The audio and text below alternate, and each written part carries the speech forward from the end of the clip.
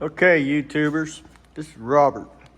I'm gonna get some information on a spindle lift for 2023 Yamaha Drive 2 independent rear suspension. It's an all sports kit. The instructions they do not send with you. You have to look them up online, and they really don't apply to the independent rear suspension.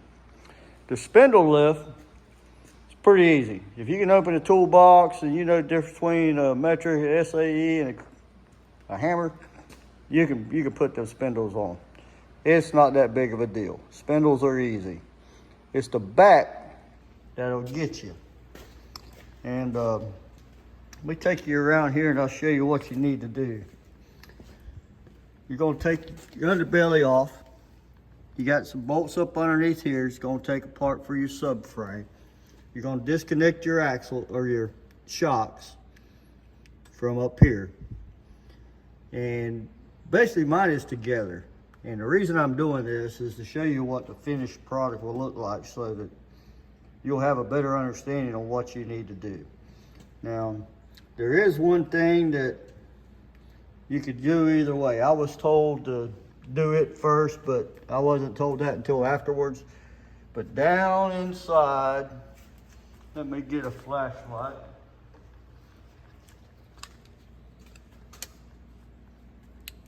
Down inside, you got your motor mounts that sit right there on that bar, and one over here on the passenger side underneath the little corrugated tube. Okay, those, they recommend you, or somebody told me to do those first, but I didn't know that until I was done. But anyway, they send you some bushings. The bushings go right in here. Those brackets are going to be disconnected. You drop them underneath. And then you add the bushings in here. So what you're doing is lowering the front of the motor about an inch to get clearance on your rear drive axles. And you'll do both of them. One over on the driver's side, one on the passenger side. Put your bushings in there. I went and got some larger washers because the slotted holes, I didn't like the little cheesy washers. I want something to cover the slot. Plus, you know, to me, it's more secure. And I did this last. People are recommending you not disconnect from the motor mount. I did. I took me a floor jack, placed my floor jack right here, lowered that sucker down, put my brackets back on. You got two little tips on either side of that bolt. Goes in there. You also got an Allen key hole in your stud right there. So it's no big deal. But you really won't even need that. But you can take and disconnect that and put it right back on them tits, both sides, get it lined back up. Take your jack, lift it back up, and then you can slide your bolts and everything. I put my nuts on top. I don't like them on the bottom because I'm going to actually try to reuse my skid plate if I can. So I wanted my nuts up top. And you can do this from the bottom by yourself.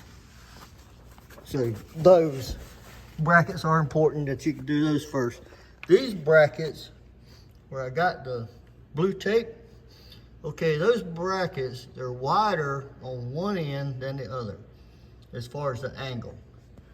You really, maybe you can tell the aft side is probably a ½ inch taller than the forward side. But whenever you disconnect your subframe, you're gonna have kind of like a natural slant that's gonna slope to that angle. And you'll slide those right back in there and you can bolt those up. You reuse the original bolts on the top, and then they give you some other bolts for the bottom. On the driver's side, there's a little, see if I can get over here to it. Right here, there's a piece welded on that wraps around right here. Okay, and you can cut that. Just take your daggum cutoff wheel, cut it all the way around there, flush with where it mounts up to it. And then I filed mine down because I like it to look kind of neat, although I'll never see it again in my life. But to me, it's smooth and it sits there. But those go one way, and it doesn't matter left or right. It doesn't tell you the orientation. They don't tell you squat. The goalpost, of course, self-explanatory. Tall legs at the top. I got mine with the upside down D2 facing rear. It doesn't matter if it goes to the front or the back, it's the same either way. I just said screw it, put it D2. Whenever I did mine, I disconnected the subframe down there where the brackets go. I disconnected my shocks, and I disconnected back here at the back of the frame. I dropped it down, was able to slide those in pretty easy, but I didn't bolt them up. I did my goalpost first. I don't know if it makes it, you know, harder or difficult or whatever, but I did my goalpost first, and I'm glad I did, because you have to get it low, because there's no way you're gonna compress them springs unless you got a little tiny coil spring compressor. So I did those first, and you can get it low enough that whenever it drops down, you can pop them right into place. You can either spin it around and put it in here or over there, jack it up, line your holes up, boom, you're done. Those other brackets, they'll fall right into place. Not a whole lot of prying. You want like a long punch or something, you know, to help line the holes or something. Other than that, that's it. The back plate, that's cake. There is a notch in the plate, and I don't know if you can see it, but there's a hole in the factory frame. That's why that plate's notched. If you don't have a rear step or anything, you want to add a trailer hitch, you know, hitch ball, that's the place you would do it. You just drop that ball in there and bolt it. So that plate's notched, and it can go either way. You can turn the notch forward or to the, you know, back. I did mine to back. It looks stronger. So that's what I did. But anyway, the purpose of this video is to show you the orientation of the brackets down there. Give you a little bit of insight into putting the goalpost, back, and the motor mount brackets. The motor mount brackets, I did mine by myself. Like I said, with a floor jack, I disconnected the brackets, put them all back together, raised my jack up a little bit, slid my bushings in, bolts in, bam, done. Not that hard.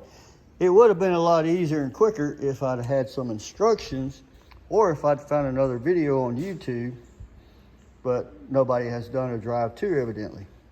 Another thing, you look at the side, the front tires stick out just a little bit more than the rear tires. Not much, maybe a ½ inch. So if you're looking at spacers and stuff before you put your tires on, now's the time to do it. But as you can see where my back tires are, my front tires, there's really not a whole lot of difference. I mean, you can push them out if you want. From the front, it looks more drastic because the front curves in more. From the back, it's not that bad. But it still looks like the back tires would want to go out a little bit. So, that's about it. Sums it up. Hope you guys have fun and enjoy your little buggies. Thanks for watching.